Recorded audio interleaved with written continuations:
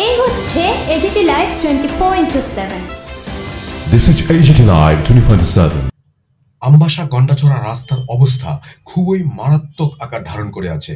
আমবাসা বাজার থেকে ধলাই নদী পর্যন্ত জল নিকাশি আরসিসি ড্রেন নির্মাণের ফলে রাস্তাটি প্রায় 1 থেকে 1.5 ফুট নিচু হয়ে রয়েছে, যেখানে কালভার্টের দুধারে জল কাঁদায় মাখামাখি। এই অবস্থা থেকে পরিত্রাণ চাইছে গন্ডাছড়া রোডের সমস্ত দোকানিরা। পরিত্রাণ চাইছে আমবাসা থেকে হরিণছড়া গঙ্গানগর গঙ্গাছড়ায় যাতায়াতকারী প্রত্যেকটি যানবাহনের চালক মালিকরা। রাস্তার উপর একটি ক্রস ড্রেন হওয়ার এই সমস্যায় তৈরি হয়েছে, যা সামান্য বৃষ্টি হলেই ড্রেনের দুধারে প্রচুর পরিমাণে জল কাঁদার সৃষ্টি হয়। বিষয়টা নিয়ে বারবার পূর্ত দপ্তরের কর্তাদের অনুরোধ করেও কোনো কাজ হচ্ছে না। বর্তমানে এলাকার দোকানিরা জল কাদার মাখামাখি অবস্থা থেকে মুক্তি চাইছে পূর্ত দপ্তরের কাছে।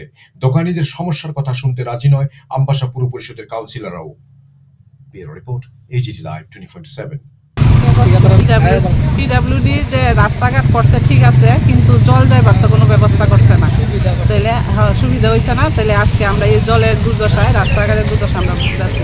দোকানপাট ভালোভাবে করতে পারতেছি না, একটা মানুষ উঠতে পারে না দোকানে। আজকে 6 মাস আমরা রাস্তাঘাট লই আজকে অনেক দিন ধরে ভুগতেছি। তারপরে দোকানে একটা মানুষ উঠতে পারে না, কিছু না। দোকানের সামনে জল জমা থাকে, একটু বৃষ্টি হলে রাস্তার মধ্যে জল জমায় থাকা, গাড়ি যাইতে পারে না, কিছু না। এই সমস্যা আমরা রাস্তাঘাটের লেগে